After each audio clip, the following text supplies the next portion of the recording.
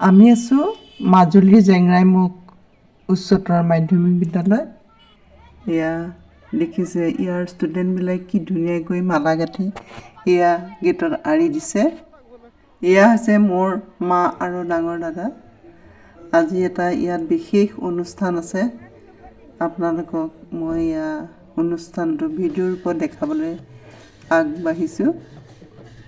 নমস্কাৰ, সকলোকে স্বাগতম জনাইছোঁ।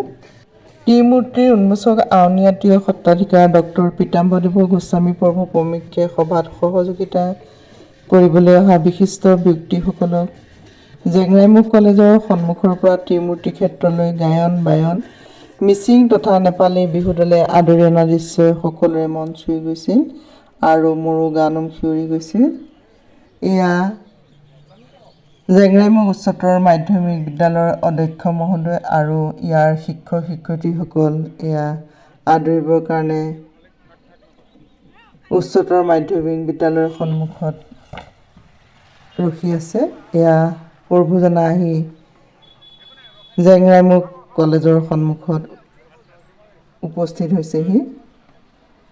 তেখেতক ইয়াৰ পৰাই এয়া আদৰি অনা হৈছে।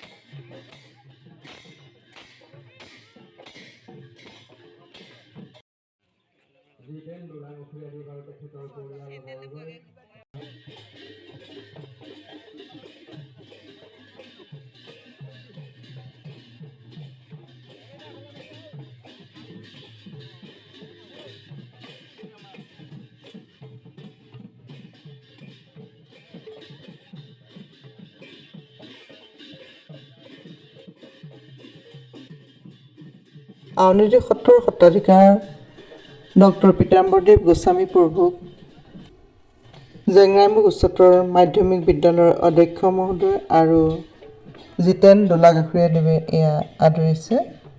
আধুনিক জেংৰাইমুখৰ নিৰ্মাতাসকলৰ ভিতৰত অন্যতম ৰূপে ৰাইজে আঁকোৱালি লোৱা জেংৰাইমুখ ত্ৰিমূৰ্তি ক্ৰমে দাসীৰাম পেগু, সনাতন পেগু আৰু মনাইচন্দ্ৰ পেগু।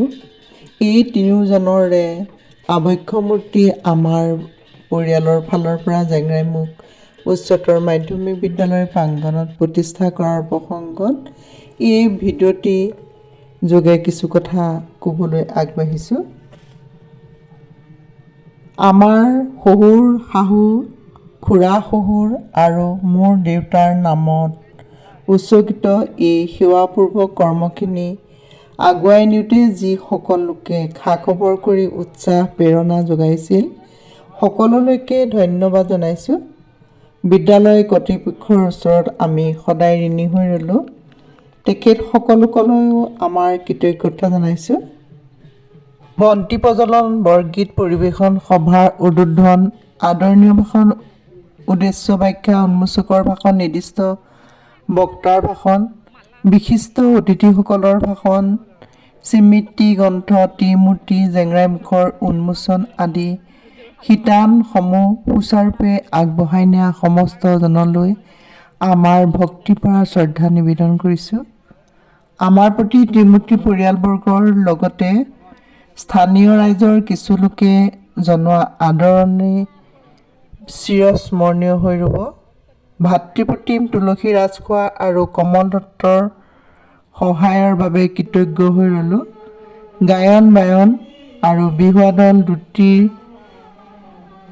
অংশগ্ৰহণ কৰা সকলোলৈও আমাৰ শ্ৰদ্ধা জনাইছোঁ। এটি বৰগীতেৰে এয়া সভা আৰম্ভ কৰা হৈছে। সকলোজনলৈকে প্ৰণিপাত জনাই আমি এটি বৰগীত পৰিৱেশন কৰিবলৈ খোজা বৰগীতটি শ্ৰী শ্ৰী মাধৱদেৱ বিৰচিত ৰাগ মাউৰ, তাল পৰিতাল, চুটকলা আৰু উঞ্জতি।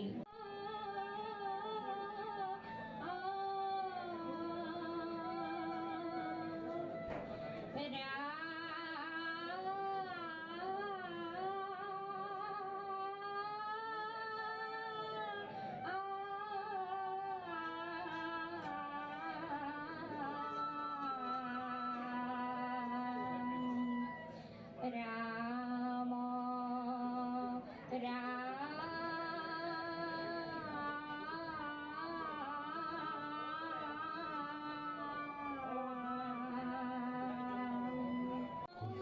নিয়ন্ত্ৰক সৰ্বশক্তিমান পুৰুষ আমি আনিতেই সেই পৰমেশ্বৰৰ চৰণত এটি শ্লোকেৰে সৈতে প্ৰণিপাত জনাইছোঁ। তেওঁ যাতে এই অনুষ্ঠানৰ প্ৰতি কৃপাশীষ বৰ্ষণ কৰে। সন্তাকাৰম জলধি শয়নম পদ্মনাভম সুৰেশম লক্ষ্মীকান্তম কমলনয়নম যোগীভিৰ্ধ্যানগম্যম বন্দে বিষ্ণু ভবভয়হৰম সৰ্বলোকৈকনাথম সৰ্বলোকৈকনাথম।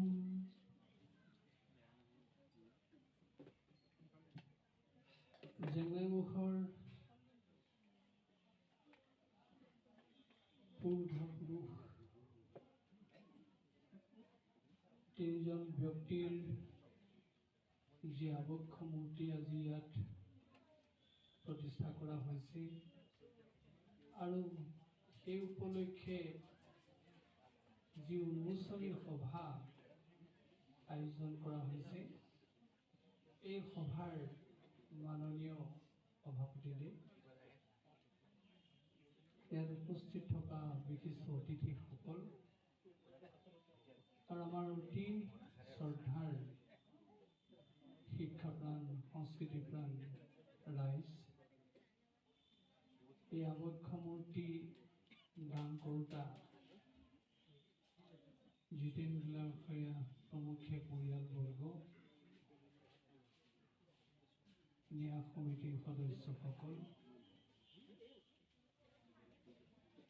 এই উচ্চতৰ মাধ্যমিক বিদ্যালয়ৰ প্ৰধান শিক্ষক প্ৰমুখ্যে শিক্ষক শিক্ষয়িত্ৰীবৃন্দ, ছাত্ৰ ছাত্ৰীসকল,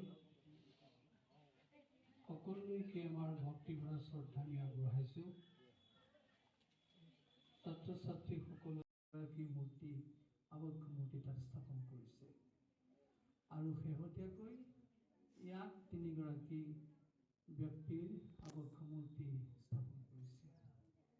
হয়, ধন টকা পইচা মানুহৰ সকলোৱে আছে, কিন্তু ধন টকা পইচা থাকিলেই সকলোৱে সকলো প্ৰকাৰে কাম কৰিব নোৱাৰে।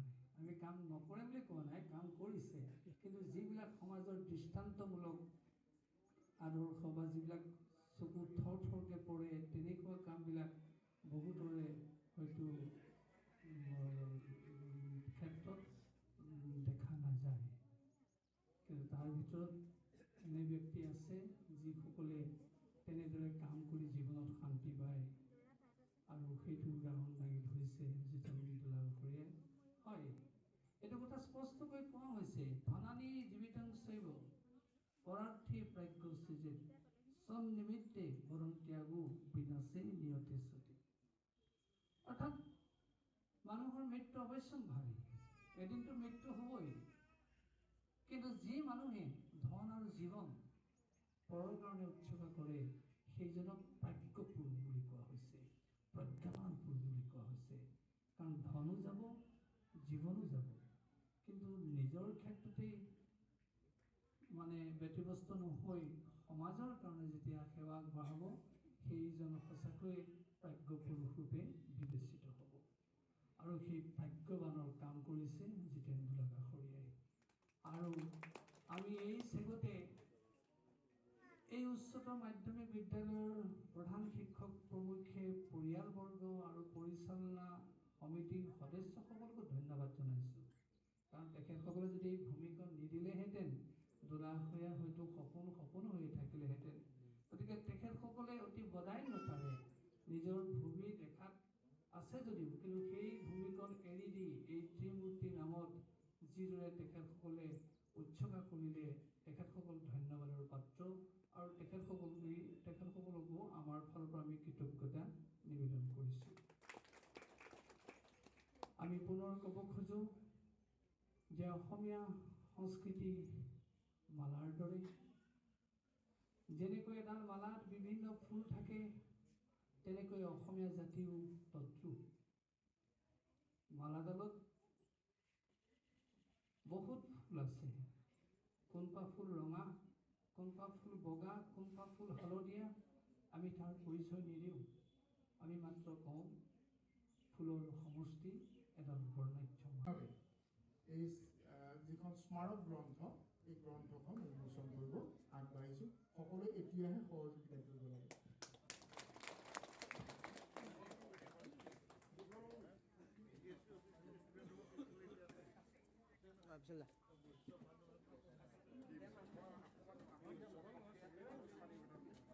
উন্মোচন কৰিছোঁ।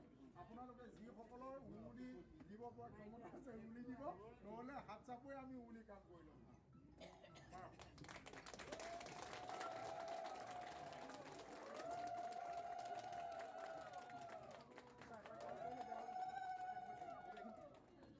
জিতেন দা আহক। জিতেন দা, মই সভাপতি মহোদয়ক আনুষ্ঠানিকভাৱে অৰ্পণ কৰিছোঁ।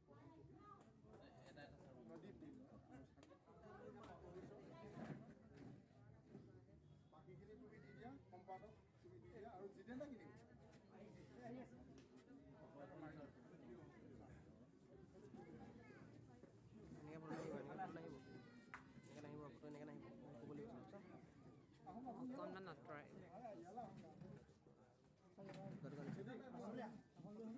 স্মৃতি গ্ৰন্থ ত্ৰিমূৰ্তি জেংৰাই মুখ উন্মোচন কৰিছে মাজুলী কলেজৰ অধ্যক্ষ ডক্টৰ দেৱজিৎ শইকীয়াদেৱে। যদি আমি পাহৰি যাওঁ তেতিয়াহ'লে আমাৰ সমাজখনৰ শিপাটো হেৰাই যাব। গছডালৰ শিপাডাল পচি যাব। গছডালৰ শিপাডাল পচি গ'লে গছজোপা নাথাকিব, গছজোপা খহি পৰিব। এতিয়া সেই গছৰ শিপাডালক সোঁৱৰাই দিবৰ কাৰণে আমাক জিতেন দোলাকাষৰীয়া ককাইদেৱে সেই সুবিধাটো দিলে। আমি সেই সুবিধাখন তেখেতৰ পৰা লৈ আমি সকলোৱে সেই সুখী আত্মাসকলৰ গুণানুকীৰ্তন কৰিছোঁ। এতিয়া তাতে অসুখী মানুহবিলাকে কয় এইবিলাক যি সমাজৰ প্ৰতি দায়বদ্ধতা দেখুৱাই পেলাই তেওঁ নিজৰ গাঁঠিৰ ধন ভাঙি যি মহান কাম কৰিবলৈ ওলাইছে, তাত তেওঁ নিমন্ত্ৰণ কৰোঁতে মোৰ সকলো কাম পেলাই থৈ মই আজিৰ কাৰণে ইয়ালৈ গুচি আহিছোঁ।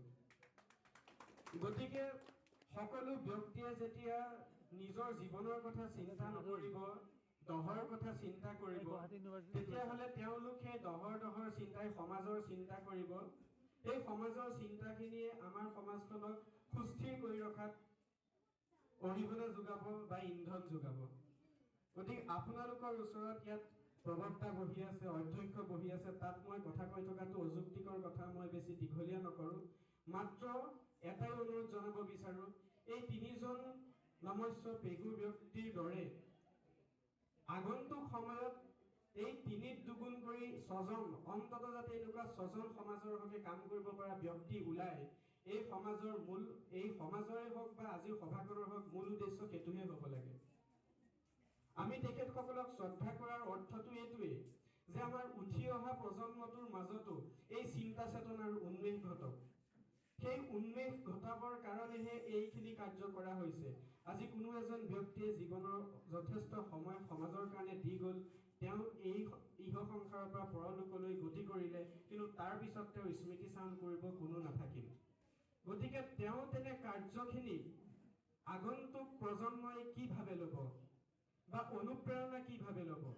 আজিৰ এই সভাখনে এইটো কাম কৰিলে যে যিসকল ইয়াত নৱপ্ৰজন্ম বহি আছে তেওঁলোকৰ মনত এটা উন্মেষ ঘটালে যে ময়ো যদি সমাজৰ কাৰণে দুটি কাম কৰি থৈ যাব পাৰোঁ, অন্তত মোৰ মৃত্যুৰ পিছত মোৰ পৰিয়ালে পাহৰিলেও অন্তত মোৰ সমাজখনে নাপাহৰিব। যেতিয়ালৈকে আমাৰ মানুহ সমাজমুখী হৈ থাকিব, আমাৰ জাতিটো সমাজমুখী হৈ থাকিব, তেতিয়ালৈকে আমি একগোট হৈ থাকিব পাৰিম। সদৌশেষত মই সকলোৰ শ্ৰীচৰণত ভক্তি ভৰা সেৱা জনাইছোঁ, প্ৰভু ঈশ্বৰৰ চৰণত সেৱা জনাইছোঁ, বিশিষ্ট ব্যক্তিসকলৰ ওচৰত সেৱা জনাইছোঁ। আমি অতি কম বয়সৰ ল'ৰা, কথা ক'ব নাজানো, অভিজ্ঞতা নাই, তথাপিতো নিমন্ত্ৰণ কৰি অনাৰ বাবে আপোনালোকক মাত্ৰ সম্বোধনহে জনাইছোঁ। সদৌশেষত সকলোৰে ওচৰত মই ভক্তি ভৰা সেৱা জনাইছোঁ। অপৰাধ সহস্ৰাণি ক্ৰিয়ন্তে হৰণীছে ময়া দশোহমিতি মাং মত্তক্ষমস্ব পৰমেশ্বৰ। কৃপাৰ সাগৰ দৈৱকী নন্দন পুৰীও মনৰ কাম, ভকতৰ সং সদা নবুচুক মুখে তোৱা গুণৰাম, মুখে তোৱা গুণৰাম। কৃষ্ণ। সেই সময়ত জয়ন্তী কবি অজিত বৰা আহিছিলে। অজিত বৰা আহিছিল লখিমপুৰৰ পৰা। 1963 চনত লখিমপুৰ নগৰৰ পৰা চৰকাৰী বিষয়া হিচাপে ঢকুৱাখানালৈ আহোঁতে জয়ন্তী যুগৰ অজিত বৰাদেৱে লিখা কবিতাটো এনেধৰণৰ। কবিতা লিখিছে, আন্ধাৰ হোৱাৰ অলপ আগে আমি সুমুখী পৰিলোঁ আৰু আমি সুমুখী এটি পানীৰে আমাৰ নাৱৰ ঠিক হোৱালোঁ। আমি অন্ধবিশ্বাসী, কেৱল আমাৰ বিশ্বাস যদি নিৰন্তৰ অন্ধ হ'লহেঁতেন, ৰাতি গলত কোমলখিনিৰ স্বৰত আমি নাম চপালোঁ। চাপৰি তাপৰিয়ে আমাক ৰক্ষা কৰে, এই ভালদৰে ওপৰে ঢকা আমাৰ মুখৰ ডিঙিৰ ঘণ্টাত ব্ৰহ্মাণ্ড সংগীত বাজে। আৰু এই নেকি সেই বাঘটোৰ গোন্ধত উজাৰ খোৱা মহোজাকৰ ঘণ্টাৰ আক্ৰাণী নাৱৰ টিকট শুই তৰাৰ বোকা একেলগে দেখি বাঘৰ পূজৰ মহৰ ঘণ্টা জল কৰি গীত একেলগে বাজে বেগুনা ক্ৰিয়া কৰে। তেখেতে এই কবিতাটোত সোৱণশিৰি অঞ্চলৰ জেংৰাই অঞ্চলৰ সেই সময়ৰ ভয়াৱহ প্ৰকাশ কৰিছে। গতিকে মই এইটো ক'ব বিচাৰিছোঁ যে জেংৰাই ইতিহাস তাহানি জেংৰাই আৰু এতিয়া জেংৰাই